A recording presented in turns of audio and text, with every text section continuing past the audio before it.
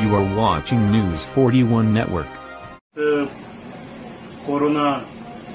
के भयावह जो माहौल इस समय पूरे देश में चल रहा है, ऐसे में हम सब जानते हैं कि पिछले साल मालेगांव शहर बड़े पैमाने पे लोगों के निशाने पे आया था और बहुत ज्यादा लोगों की जानें यहाँ पर गई थी। ऐसे में काफी लोग मालेगांव शहर के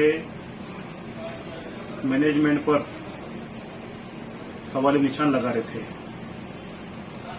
पर आज स्थिति पूरी तरह से बदल चुकी। सिर्फ मालेगांव शहर ही नहीं बल्कि आसपास के देहात, आसपास के तालुका और आसपास के जिले ही नहीं बल्कि इंदौर, बुरहानपुर, सूरत, यहाँ तक के यहाँ के पेशेंट भी यहाँ पर आकर इलाज करवा रहे हैं। और इसका पूरा श्रेय, इसका पूरा दारोमदार जो जाता है यहाँ के युवा मुस्लिम डॉक्टरों के ऊपर, जिन्होंने बेझिझक, पूरी ईमानदारी, पूरी जवाबदारी के साथ इन पेशेंटों का इलाज मुनासिब, बेहद कम दामों पर। माहौल ऐसा है आज कि पेशेंट आज जिन तरीके से इलाज कर रहे, 10 गुना ज्यादा देने के लिए तैयार है, पर यहाँ के डॉक्टरों ने बहुत ही कम दामों पर इनके इलाज किए, अपनी नियत में जरा सी भी खराबी न लाते हुए इनका इलाज कर रहे हैं। यही नहीं, हम देखते हैं कि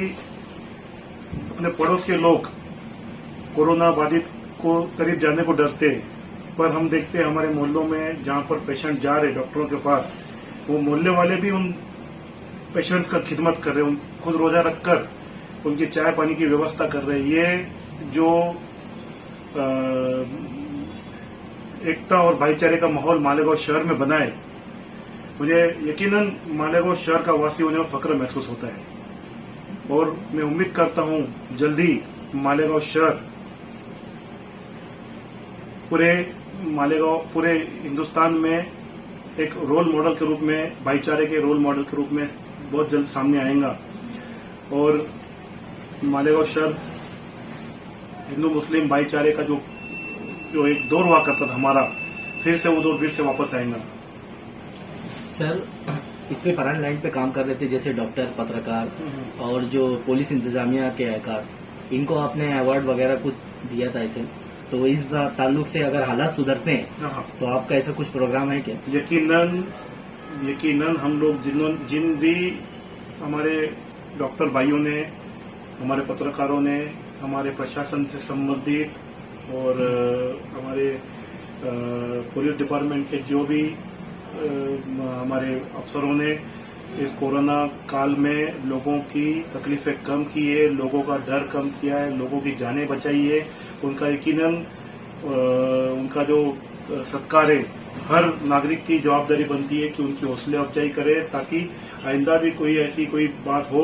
तो ज्यादा से ज्यादा लोग इन तरीके के खौफनाक माहौल को कम करने में मदद करे। और मैं यकीनन ये यहाँ पर बोलना चाहूंगा कि कोरोना, बेशक कोरोना एक बीमारी है, पर ये दिल से ज्यादा दिमाग पर अगर जाती है तो इसका जो असर है काफी ज्यादा होता है। और यहाँ के डॉक्टरों ने यही काम किया है, उनको पूरी तरह से पहले तो पॉजिटिव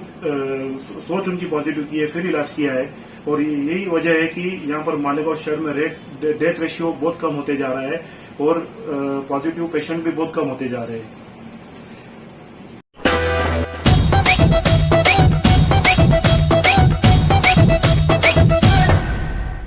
राजधानी में आओ जी, कपड़े लेके जाओ जी, आ गया है देखो नया माल।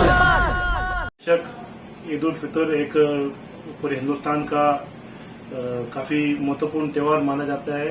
और ऐसे में मैं अपने मुसलमान भाइयों और बहनों को बेशक ईद उल फितर की बहुत ही तहे से शुभकामनाएं देना चाहूंगा। और जो कि इस बार तो क्या बोलते हैं, दूध शर्करा योग है, ईद भी हो, जुमा भी है। तो मैं अपने सभी भाइयों बहनों से कहना चाहूंगा कि ईद मनाए, पर सरकार की जो गाइडलाइंस है उनको